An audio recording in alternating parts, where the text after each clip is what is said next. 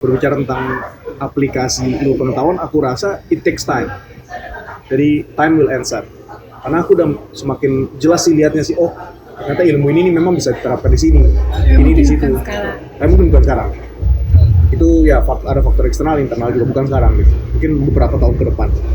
Cuma untuk sekarang yang bisa diterapkan adalah itu orang Rusia itu mungkin budaya hidup ya, budaya belajar orang Rusia itu mereka ada planning dari jauh hari.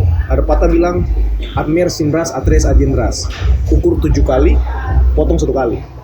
Dalam artian sebelum eksekusi itu benar-benar harus survei, harus pikirkan matang-matang, harus pastikan resiko-resikonya, baru gas.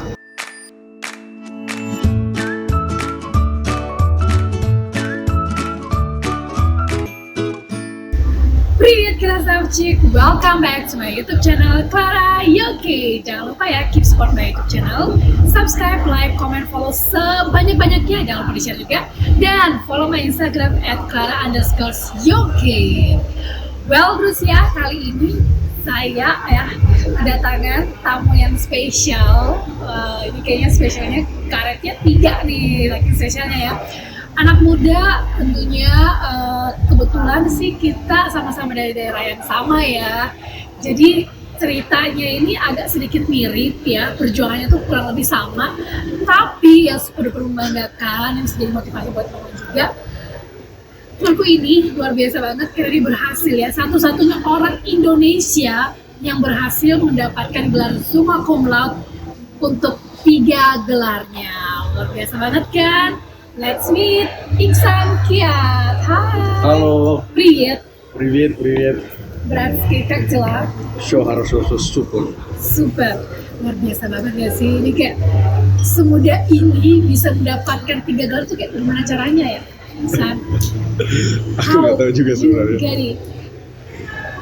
I think maybe it's hard work, smart work, and you put your goals in advance. Ya memang udah diniatkan sih.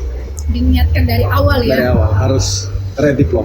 Berarti apakah ke Rusia itu juga diniatkan? Ke Rusia itu kalau dari SMA sih nggak diniatkan. Oh ya, SMA dulu SMA-nya di mana nih? Sama kayak Putri. Asik. Di SMA Negeri Suwali Mampong. Jadi kita sama ya, satu lulusan alma mater dan di tahunnya sama juga 2012 ya kan. Dan sebenarnya sama Iksan ini kayak satu kelas juga, dari kelas 2 sampai kelas 3 dulu itu bareng nih orang. Dan dia jarang masuk itu yang mau depan banget sih, kayak matematika. Itu kayak masternya di sekolah kita nih selanjutnya. Tapi Iksan mau nanya, kenapa dulu waktu SMA nggak bantuin aku matematika? Maybe banyak orang yang bantuin kamu kali. No. Jadi aku ada kesempatan untuk bantuin kamu. Dia ini pelit banget, padahal dia paling jago matematika, terus kayak Iksan bantuin, ini pelajaran yang paling aku benci.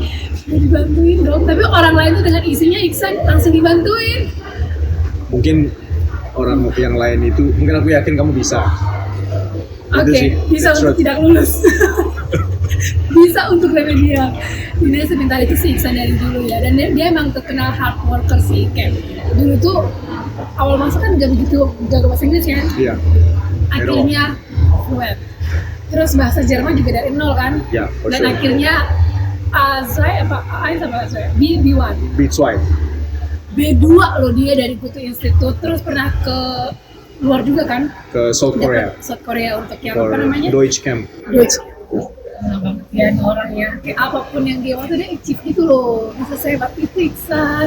Kayak beruntung, tapi enggak lah, gak ada yang beruntung di dunia ini. Ada sih ya faktor-faktor itu, tapi harus didasari dengan kerja keras ya sih. Dan kayak you did every time and everywhere gitu loh.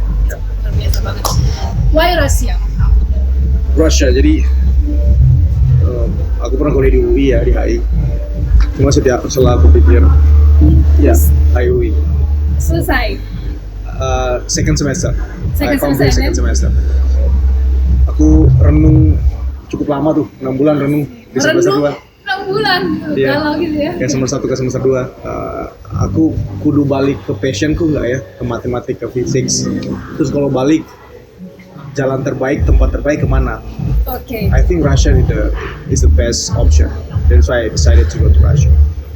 Oke, berarti setelah tahun ke Semester kedua itu akhirnya memutuskan ya setelah modal 6 bulan untuk ke Rusia. Ya. Gitu ya. Karena emang udah sempat searching juga tentang Rusia. Kenapa kayak mantap gitu loh Rusia? Tentu aku dengar banyak cerita bagus dari Putri Iowan. Jadi Putri Iowan yang bantu aku waktu itu ngurus administrasi juga. Masa sih? Ingat gak? Ingat? Enggak. Itu kan ingatin jelek-jelek aja yang gue bantu matematik. Yang paling ingat adalah Iksan gak bantuin aku matematik. Terus dari beberapa teman juga. So aku pikir Russia is a mysterious land. Bagaimana great land orang-orang bisa manage negara sebesar itu. Oh wow, okay. There must be any advanced technology, great mindset. I mean, to cultivate the land, gitu kan. Jadi aku tertarik banget. Tapi kok di Indonesia di film-film kartun, Russian itu lebih familiar ke hal yang misterius, hal yang mafia, hal yang something dan dingin, tertutup gitu ya. Tertutup gitu kan. Jadi aku curious aja. Ya aku pikir ya, I think I should be there. Oke, you are there gitu kan? And final. Oke, luar biasa banget. Dan fakultasnya saat itu memilih Oil and Gas Engineering. Oke, raja minyak nih ceritanya ya. Amin. Soon to be raja minyak gitu kan. Sekarang raja minyak kayu putih. Sekarang minyak kayu putih. Oh iya, minyak kayu putih. Ntar jenis-jenis minyaknya disebutin di sini nih. Minyak kulit juga ya. Dari raja minyak kayu putih, Sun akan menjadi raja minyak lainnya. Amin. Luar biasa Thanks, banget. Akhirnya ke Rusia. Ayo Karena ke Rusia. tadi segala macam rasa penasaran itu sekarang ke sana meninggalkan UI yang sudah cukup lama, maksudnya cukup lama, 1 tahun lah ya. 1 tahun. Itu lumayan bisa beradaptasi dong, 1 tahun itu. Ya, for sure. Tapi akhirnya kayak enough, buka lembaran baru di Rusia. Kampus pertama di kota Arkhangelsk di Arctic region. Arctic Region. Jadi masih 1 hari lagi naik kereta dari Moskow. Dari Moskow naik kereta 1 hari. Ya, Oh my god. Dan menghabiskan berapa lama di sana? Di Arkhangelsk? 5 years. 5 Jadi years. tahun pertama preparatory course, tahun kedua sampai tahun kelima itu S1-nya. Iya, untuk yang satunya. Berarti kalau udah kedengeran kuliah di Rusia ada preparation faculty, berarti itu mostly mereka beasiswa. Mereka beasiswa. Ya, thanks to pusat kebudayaan Rusia, Russian government scholarship. Iya, itu betul Ya. sekali ya. Jadi kayak mimpi-mimpi anak daerah ini bisa tercapai di luar sana ya. Luar biasa. Itu yang pertama tuh, 4 tahun di sana. Pertama kali menginjakan kaki di Arkhangelsk. Sesuai ekspektasi kah? Oh wow, that's very epic story actually. Jadi aku turun nggak pakai jaket kan, karena di sana masih autumn lah. Ya, mungkin hari itu juga aku dibawa ke tempat camping. Jadi first day langsung dibawa ke tempat camping. Aku nggak pakai jaket yang mumpuni, yang tebal gitu. Sehingga kedinginan itu sepanjang malam, terus dipulangi jam 3 pagi. Itu untuk apa? Kegiatan apa? Masuk Orientasi gitu, Oke. mahasiswa baru. Orientasi ini nggak dibedakin, dibikin agak-agak ini nggak? Kalau orientasi di Arkhangelsk? Paling lebih ke komunikasi, lebih ke teamwork, ya? bonding, sama culture, pengenalan budaya. Oke. Berarti lebih ini ya. Lebih kerasa. I think that must be useful for my future, for my life. Oke, jadi perkenalan untuk lebih cepat beradaptasi lah ya, lewat outbound itu luar biasa. Terus dari situ ya masuk ke kehidupan sebenarnya di kota Arkhangelsk itu kayak mungkin bisa disebutkan kayak shock culture yang paling benar-benar impress kamu gitu. I was absolutely shocked karena di sana kan dingin banget, bisa sampai minus 49. 49. 49, minus 49 aku rasain sendiri. Wow. Iya. Kalau ingat juga aku pernah kasih ucapan ulang tahun untuk Putri sama beberapa orang dalam satu video. Itu aku bikin di minus 30. Minus 30. 30. Wow. Kalau ingat ada video itu. Iya, oke. Jadi ya mau nggak mau harus adaptasi dan susah ketemu orang yang bisa bahasa Inggris. Jadi first year itu really struggle memang dan harus bisa bahasa Rusia. orang Rusia sedingin itu kah? Sedingin ke nature Ada mereka? ya ada pepatah Rusia bilang semakin dingin daerah itu semakin hangat hati mereka. Jadi Tapi kalau semakin hangat berarti nggak shock dong ya? Karena kan orang timur juga hangat-hangat. iya, mirip sama teman-teman kita dari timur ya, beli ya.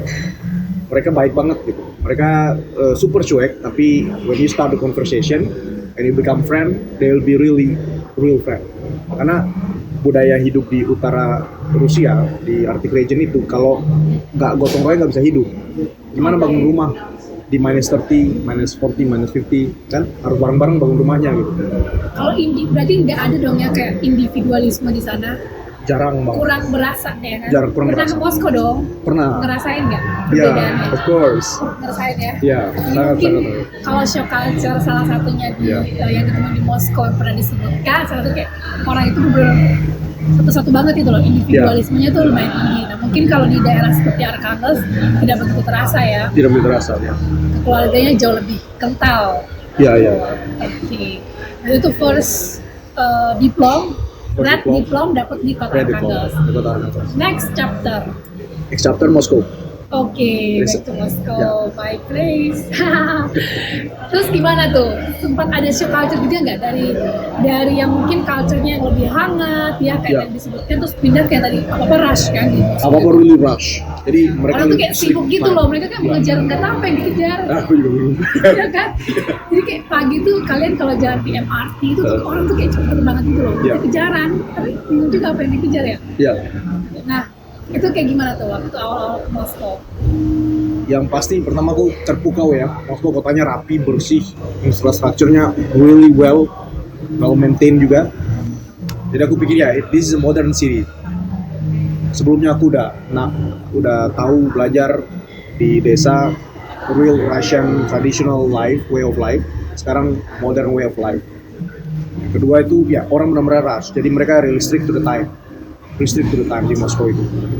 Karena mungkin mereka udah ngeplan hidup mereka tuh kayak sebulan bahkan beberapa bulan setelah itu. Jadi tiap hari itu udah ada jadwal dan susah banget kalau ngumpul itu. Iya. Karena udah ada jadwal masing-masing loh. Kurang lebih kayak gitu kalau di Moskow. Jadi sempat yang merasa kesepian gak sih? Karena kayak buat jumpa sama yang lain kan pasti harus janjian dulu ya. Terus kayak cenderung karena semuanya ribet dengan urusan masing-masing kayak Iya. ya udahlah mending sendirian aja gak sih? Iya. Atau enggak juga?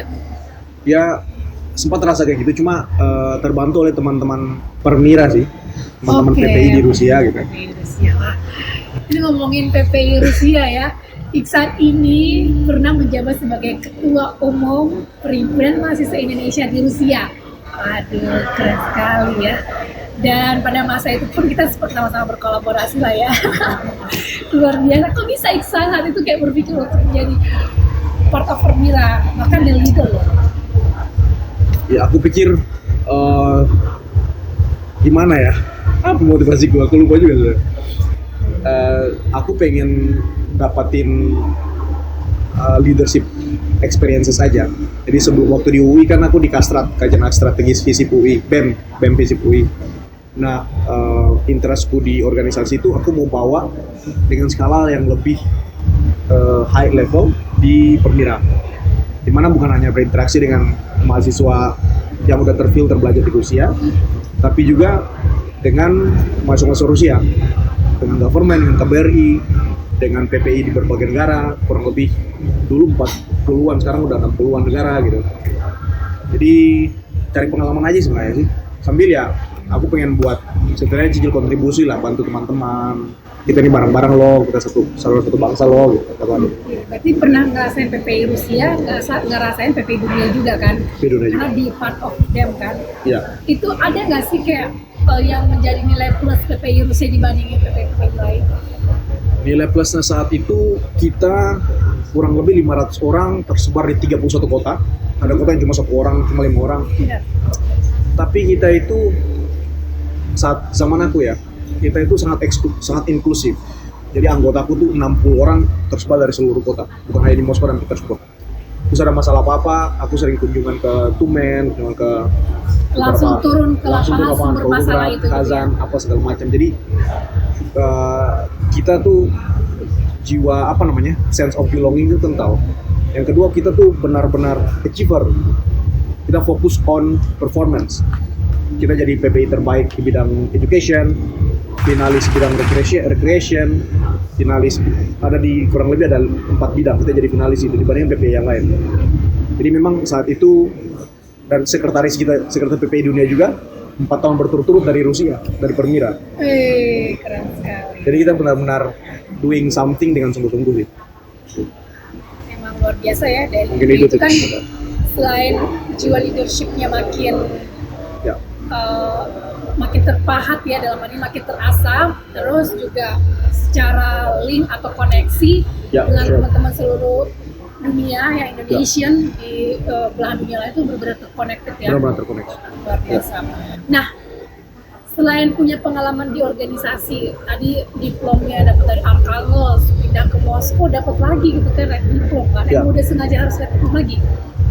Memang sengaja sih, karena menurut aku salah satu nilai bahwa Maso itu dia berhasil kuliah di luar negeri, dia harus bawa itu cum laude. Sama dia juga aku juga pengen angkat nama Indonesia aja di Rusia, bahwa orang Indonesia itu bisa loh dapat red diplom, bukan hanya Tapi orang kalau Rusia. yang lulusnya blue diplom nggak terbaik banget ya, bodoh ya. Enggak sih, maksudnya di blue diplom mungkin dia lebih targetnya tuh lebih ke entrepreneur atau targetnya lebih ke karir path yang lain. Kalau yang red diplom ini untuk aku yang basically engineering, menurut aku itu kayak ini harga mati sih, harus ada sih kayak gitu loh. Karena kalaupun aku mau kerja di Rusia, satu-satunya tiket itu menang lomba dan red diplom. Oke. Kalau mau kerja di Indonesia, tiketnya ya link di Indonesia. Sedangkan aku kan bukan lulusan kampus Indonesia. Rusia juga kan aku bukan keluarga negara Rusia. Jadi itu udah tiket buat aku gitu. Jadi berusaha mencari privilege di dunia atau di negara beruang merah itu, Negara beruang merah. ya salah satunya dengan berusaha mendapatkan Red diplom. karena pasti akan ada privilege tersendiri Ya, itu for tadi sure. ya. Oke. Tapi Ihsan, kan emang terkenal dari dulu tuh kayak udah hard worker banget ya, udah yang apa-apa tuh study hard, udah dia tuh kayak berjuang banget gitu loh. Bisa itu belajar sampai tidur, bangun tidur langsung belajar lagi. Itu aku pernah diceritain kayak gitu waktu sekolah kan, itu ambisius itu loh, tapi ambisi yang dalam good way ya, dalam arti yang bagus dan positif gitu loh. Tapi kayak what makes you that kind of ambitious person? Ya mungkin buat ubah nasib kali ya. Aku kan dari keluarga yang katakanlah yang biasa aja, sederhana banget. Tinggal di kabupaten tuh, di timur Indonesia lah gitu kan. Jadi untuk ubah nasibku, ubah nasib keluarga, ubah nasib teman-teman, itu juga jadi motivasi buat teman-teman. Ya, I think I was born for that. Jadi itu sih yang kebayang di kepala yang bikin energi ngalir terus gitu.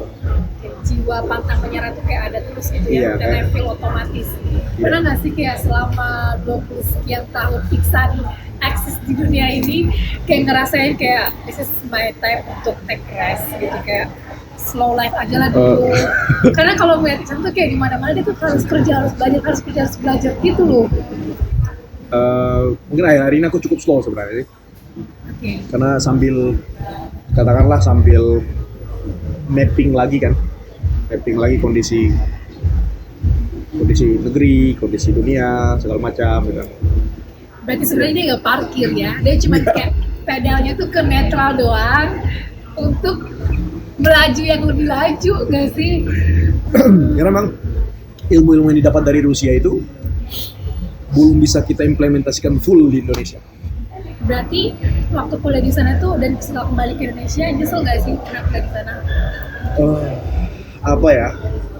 Menarik Sebenarnya banget, panjang. nggak ada hal yang untuk Harus disesali disesali. sebenarnya kan. Jadi kuliah di sana pun sebenarnya aku udah magang di Gazprom gara-gara red diplom sama lomba itu. Wow. Terus some months kemudian mau masuk Gazprom, udah penawaran udah siap, tapi keluarga telepon balik ke Indonesia, aku balik. Oke. Pokoknya sama Reno aku balik ke Indonesia. Berarti udah sempat kayak istilah ada jalan Sudah. menuju Gazprom itu ya. Mungkin boleh sedikit dijelaskan Gazprom itu apa sih? Gazprom itu perusahaan gas terbesar di dunia, jadi punya kapasitas paling besar di dunia. Nomor satu lah. Kalau misalnya oil, karena ada Aramco, ada Shell, Chevron. Tapi kalau gas sih dia Gazprom. Gazprom. Mungkin Iksan selanjutnya pernah, ada Qatar Gas gitu. Iksan pernah magang di situ ya kan. Bahkan, Dan basically ada over kerja. ada over kerja di situ, tapi karena callingan orang tua harus back to home Back to tanah tumpahan. Asik, oke lah, namanya kehidupan ya Iksan ya, Ya. kadang harus memilih, kadang di Rusia, kadang harus di Indonesia. Iya. Ya, tapi tidak menyesal kan Ya. untuk semua pilihan itu. No regret at all. Dan ketika kembali ke Indonesia, apakah 3 red diplom itu mempengaruhi karir Iksan di Indonesia? Basically sebenarnya aku nggak mau bilang-bilang terkait 3 red diplom. Jadi orang 3 tahun terakhir ini mungkin yang tahu tuh di bawah 10 orang lah. Oke, Jadi aku nggak mau publish kemana-mana. berarti setelah ini tambah ratusan orang yang nonton. Bahkan mungkin ribuan orang nanti yang nonton tahu Iksan udah punya 3 red diplom. Dan itu menjadikan Iksan satu-satunya mahasiswa Indonesia yang masih lulus dengan 3 red diplom. Tanggung jawabnya besar juga. Iya, Karena selain ilmu yang didapat dari Rusia itu ilmu yang kita dapatkan theoretical dan praktikal, yang mana berdasarkan ini loh, infrastruktur yang sudah ada di sana sudah memadai, profesor-profesor yang pada dasarnya udah really high level gitu. Nah, ketika masuk ke Indonesia untuk menerapkan itu kan belum tentu infrastrukturnya ready, oke. ya kan? Belum tentu dia punya standarnya itu matching, compatible. Belum tentu. Standar Rusia kan beda sama standar Amerika, sama standar Eropa, agak beda kan. Juga belum tentu dia punya network saat kita belajar itu, reference letter itu, maksudnya orang yang bisa referensi kita itu bisa diterima di Indonesia gitu. Nah, tapi berbicara tentang aplikasi ilmu pengetahuan, aku rasa it takes time. Jadi time will answer. Karena aku udah semakin jelas sih lihatnya sih, oh ternyata ilmu ini memang bisa diterapkan di sini, Ya, ini di mungkin situ. bukan sekarang. Tapi mungkin bukan sekarang. Itu ya ada faktor eksternal, internal juga, bukan sekarang gitu. Mungkin beberapa tahun ke depan. Cuma untuk sekarang yang bisa diterapkan adalah itu orang Rusia itu mungkin budaya hidup ya, budaya belajar orang Rusia itu mereka planning, ada planning dari jauh hari. Ada patah bilang admir simras atres ajindras, ukur 7 kali, potong 1 kali. Dalam artian sebelum eksekusi itu benar-benar harus survei, harus pikirkan matang-matang, harus pastikan resiko-resikonya, baru gas. Dan planningnya itu bukan planning 1 bulan, 1 tahun. Planning orang Rusia itu 5 tahun minimal. Untuk individual ya, untuk project tuh 30 tahun, 50 tahun. Apalagi project migas 30-50 tahun. Strategic planning namanya. Untuk tactical planningnya agak short, katakan 15 jadi 3-3-3-3-3. Dan untuk operasional dia bikin detail per bulan, bahkan per minggu, bahkan per hari. Nah, aku pikir budaya ini harus, walaupun susah, harus diterapkan di Indonesia. Karena we have everything, we have resources, we have intelligent people.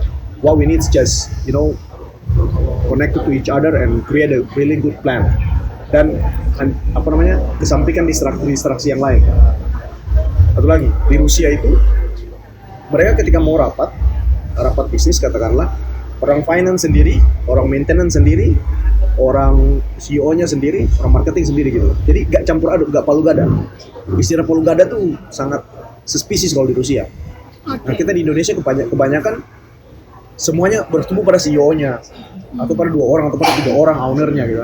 Ini kan bukan kurang profesional ya, tapi kurang terfokus nantinya. Ekspertisnya itu lebih dibutuhkan ya. Iya, jadi Rusia itu memang mereka porsi ke porsi gitu ya, Ya. yang expert di porsinya masing-masing expert lah. porsi masing-masing. Jadi mereka melakukan sesuatu tuh berdasarkan expertise mereka, bukan dikasih tanggung jawab, dikasih amanah, dikasih jabatan, tapi baru belajar ketika sudah dikasih. Oke, I see.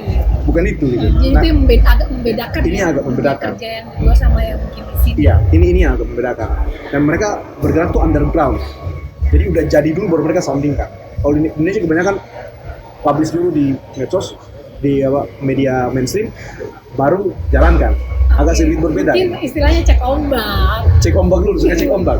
Oh, kemakan nih, boleh nih kita gas lanjut. Gitu gak sih? Kalau dari pernyataannya Iksan maksudnya. Gak semua kayak gitu di Indonesia, cuma yang aku Adalah. amati 3 tahun terakhir yang kurang lebih kayak gitu. Oke, so Iya. jadi curious banget gak sih? Kayak Iksan, what are you doing for a living? Oh, what I'm doing? Actually, I'm an analyst. I'm an engineer. I'm an analyst also. Cuma aku mungkin shifting, bukan lebih ke engineer lapangan, tapi ke engineer technical sales, technical analyst. Aku lebih ke analisanya, analisa bisnis. Waktu di Gazprom juga sama nih. Waktu di Gazprom itu aku engineer, Oke, pure. pure engineer. Untuk apa namanya? Gas preparation engineer sama reservoir engineer. Tapi menurut aku kayaknya aku tuh lebih cocok di hal-hal yang strategis, hal-hal yang analis. Sehingga aku katakanlah masuk di perusahaan lokal, kemudian pindah ke perusahaan internasional, fokus ke analis, industri analis, market analis, everything. Mungkin itu kayak you read a lot, you think a lot. Ya, maybe I think ya, maybe. Kan thinker kan, jadi kayak memikirkan dari segi bagian segi gitu loh. Yeah, because I think and I'm sure that the significant investment is in research and analysis. Jadi kalau kamu sudah hitung ukur 7 kali dan sudah pastikan itu benar, sudah sekali potong pasti benar gitu. Gak kebalik, jalan ketemu tembok, habis duit, jatuh usaha, jalan lagi ketemu tembok. Menurut aku nggak kayak gitu. Berarti Iksan itu orang yang berhati-hati banget dan benar-benar itu tadi harus dipastikan terlebih dahulu. Iya, harus dipastikan terlebih dahulu. Jadi aku punya usaha juga. Aku buat startup, benar-benar consulting and advisory analyst. Itu Orvala advisory, analyst and academy. Ya, dimana di situ aku pikir apapun yang ada di berbagai sektor, bisnis di berbagai sektor bisa dianalisis, sehingga keberjalanannya ke depan itu nggak membawa banyak resiko lah, resiko internal, eksternal, finansial, anything, kayak gitu. Menarik banget ya, ternyata emang benar-benar apa yang difokuskan dari awal tuh benar-benar jadi concern hingga hari ini. Ya. Iksan, back to our hometown, ya kan? Sure. Our province lah. Itu kan ada istilahnya resource baru nih yang akan menjadi future Indonesia. Setuju? Blok Masela, isu yang hangat dan kayaknya akan tetap hangat sampai the next years gitu kan? Yeah. What do you think about it? Tentang I think that lama, terkesan lama dong ya sampai detik ini kayak belum tereksekusi dan bahkan akan seperti apa dan lain sebagainya. Nah itu kalau dari kacamata seorang Iksan itu apa sih yang menjadi kendala dan apakah ini akan menjadi future untuk Indonesia khususnya untuk our beloved province ataukah akan menjadi sebaliknya? Oke. Jadi pertanyaan pertama, apa kendalanya sehingga alot kayak gitu kan? Yes. Kalau tanya apa kendalanya, ada eksternal sama internal. Kalau dari eksternalnya, harga minyak sempat jatuh. Investor ragu dong, investasi nggak? Harganya bagus nggak gitu kan? Itu eksternalnya. Market jujur, sedangkan di samping kita ada supplier besar juga gas LNG Australia. Yang mana Australia ini udah ke China, South Korea, and Japan regularly. Yang pertama. Kalau internal ini dia berstrata juga, tapi secara umum internal. Kemarin ada debat offshore, onshore. Yes. In my opinion, both ways work. Mau offshore, mau onshore work. Gitu. Terus masalah internal joint venture itu, Shell kan keluar, Inpex stay di situ, Petronas is going to come, participation interest untuk Maluku 10%. Nah sekarang ini mungkin saudara-saudari Maluku lagi cari itu gimana nutup, katakanlah invest supaya dapat participation interest 10%. Dalam artian lu kasih duit dulu, baru lu bisa dapat 10% hak lu gitu. Walaupun duitnya nggak terlalu besar lah, gitu kan. Nah, mereka masih working hard for that. Yang kedua, pertanyaannya, ini potensi nggak sih untuk Indonesia? Aku rasa ini sangat potensial, karena right now energy trending is renewable and alternative energy, which is gas. I think that the future is gas. Karena ini, untuk convert dari minyak langsung ke renewable, geothermal, mikrohidro apa segala macam itu agak susah. Jalan tengahnya itu gas. Gas kan sebenarnya dari minyak juga. Petroleum kan itu coal, oil and gas. Dan yang paling bersih itu gas. Yang paling bersih density paling tinggi itu gas.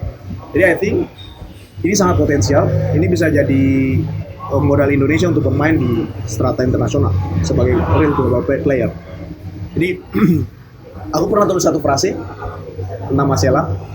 Aku tulis ini adalah energi ekstra untuk pesawat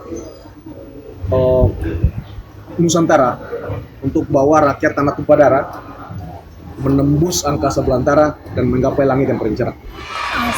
So this is our potential, very big potential. Muhammad Iksan Tiat 2023. Oh, luar biasa ya. Yang ketiga pertanyaannya, terus gimana sekarang keberlanjutannya? Mau kayak gitu kan? Ya, so far itu masih fokus ke mencari pengganti Shell dan masih fokus ke untuk ngumpulin duit untuk bayar itu participant interest. Berarti kalau ini goal, Maluku benar-benar akan sesuai harapannya, akan lebih maju. Sebaliknya, Insya Allah kalau dimonitor dengan baik dan kalau human resources dipakai. Jadi lulusan migas asal Putra Maluku dari Rusia ada kurang lebih 30 sampai 60 orang itu perlu katakanlah diberdayakan dengan baik sehingga ini bisa maju, sehingga ada yang berkelanjutan. Jadi memang ini perlu dimonitor sih, really perlu dimonitor terus. Sebagus, jadi kalau aku tuh prinsipnya mau bagus atau tidak itu ide di awal, ketika monitornya bagus, evaluasinya bagus, ide itu yang ide buruk bisa jadi baik. Kan monitor evaluasi. Kalau mau bagus apapun ide itu di awal gak dimonitor, bisa disalahgunakan. Nah ini yang perlu kita jaga bersama.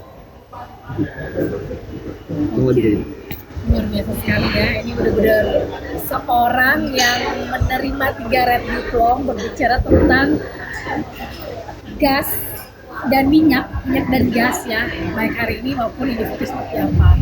Dan bisa dibilang ya menjanjikan sekali gitu kan, menjanjikan sekali. Jadi buat teman-teman adik-adik yang mungkin akan kepikiran untuk bisa melanjutkan studi ke sana, kayak don't worry and be happy gak sih? Karena kayak look at your senior right now, Iksan, dia udah yang luar biasa banget menjalankan apa yang jadi kewajiban dia, dan apa yang dia tuai sekarang juga bukan hal yang mudah dan bukan hal yang receh juga gitu. Walaupun mungkin sekarang bener-bener belum kelihatan banget ya, but I believe that suatu saat nanti Iksan bakal shine brighter and brighter. Percaya gak sih? Kayak bakal mempunyai sesuatu gitu. Yeah, we focus on working actually. Yang penting working ada gunanya. It takes time, and it's not that easy. But we should believe we can do that. But it really takes time. Gitu. Jadi kalau nanti kita dikenal nasional internasional, I think it's not gonna be our really main focus. Once kita sudah lakukan sesuatu dengan terbaik dan hasilnya bagus, aku yakin dunia akan tahu sendiri kekuatan Indonesia sejauh mana. Gitu. Iksan, apa sih sebenarnya yang kamu pelajari dari Rusia?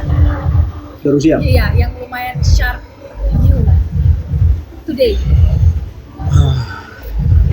Yang tadi sih, mereka tuh benar-benar well prepared.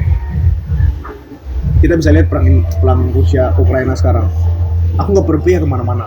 Aku berpihak kepada perdamaian dan keadilan. Cuma kalau kita lihat sekarang, Rusia itu benar-benar well prepared. Jadi jauh hari sebelum tanggal, kalau nggak salah bulan Februari 2021 ya, 2021 pecahnya perang di Ukraina. Tanggal 4 Februari, Rusia itu udah taken kontrak minyak sama China. Dalam artian sudah well prepared. Dia sudah geser marketnya dari Eropa ke China. Ya udah, esok lusa kalau aku diembargo oleh Eropa, ada kok yang mau beli minyakku dari China, I'm ready. Dan jauh hari, bahkan tahun 2016-2017 itu ada rekaman dari udah meninggal orangnya, namanya Zhirinovsky. Dia udah bilang bulan Februari 2021 akan ada perang Rusia Ukraina, and it happened. How did you know? Orang pikir itu paranormal kan? Orang pikir itu kayak itu kabar yang masa depan. Enggak, itu well prepared. Emang mereka udah prepare dari jauh hari. Bahkan Presiden Putin ketika naik jadi presiden tahun 99 atau 2000 itu, tahun 2004 dia batalkan kurang lebih 161 kontrak product sharing kontrak, tinggal 3. Yang mana product sharing kontrak itu merugikan Rusia, membuat Rusia hanya dapat kurang lebih dari 10%, dan dia menang di pengadilan internasional. Dia dalam artian 4 tahun, 6 tahun belakangnya itu dia well prepared, dia sudah dipersiapkan dan dia sudah mempersiapkan diri. Ini menurut aku yang secara individual kita harus pelajari matang-matang, dan secara kebangsaan juga bangsa ini harus seperti itu gitu. Berarti lesson learned dari apa yang Iksan pelajari dari luar Rusia dalam hal ini adalah benar-benar menyiapkan jangka panjang ya. Menyiapkan ya Pak. Oke, benar-benar harus dipersiapkan lah gitu, bukan hanya semerta-merta mengalir bagaikan air. Iya, instan gitu. Tapi mengalir pun udah harus tahu nih trackingnya, bahkan akan ke sungai kah, langsung ke laut kah, atau harus melewatin gunung dulu kah, ya kan? Kurang lebih seperti itu ya, Iksan ya. Luar biasa banget nih Iksan. Banyak belajar nih dari Iksan ya. Tuh. Iksan, kira-kira nih sebelum kita mengakhiri perbincangan kita, ya sebenarnya kayak banyak hal yang pengen dikulik dari seorang Iksan gitu ya. Tapi mungkin next time kita akan panggil Iksan lagi, oke? Harus ada waktu ya Iksan ya. Siap. Harus dong. Nah, sebelum menutupi perbincangan kita, pengen tahu quotes atau mungkin prinsipnya Iksan yang kayak benar-benar membuat Iksan menjadi Iksan yang konsisten hingga detik ini. Yang aku kenali Iksan konsisten. Nah, apa yang membuat atau mendasari kenapa Iksan bisa seperti itu? Apa ya? I'm a believer. Aku adalah orang yang percaya terhadap mimpi gitu. And I'm a doer. Jadi cepat atau mau trackingnya short, long, middle, I will do that. Dan mungkin apa ya, quote apa yang paling bagus ya? Ini kali ya, quote yang tadi aku bilang, orang Rusia itu admer simras atres ajintras. You need to measure 7 times to cut 1 time. Jadi untuk mencapai sebuah keberhasilan yang bukan hanya keberhasilan pesta terus selesai, tapi keberhasilan bermanfaat, yang sustainable, berkepanjangan, bisa menginspirasi orang, bisa berbuat manfaat seluas-luasnya, generasi demi generasi. You need to be well prepared. Itu sih, mimpi kamu setinggi langit, ya yang kamu preparing itu adalah roket, bukan mobil atau bukan sepeda gitu. Jadi itu, walaupun kamu akan pergi menghadap ilahi duluan, orang lain, yakinlah orang lain pasti akan melanjutkan pembangunan roket itu sampai keluar kata. Akan terbang, dan ketika terbang pun yang akan diingat pasti back to the siapa yang mau diingat. Semuanya akan diingat. Bahkan the great nation akan diingat.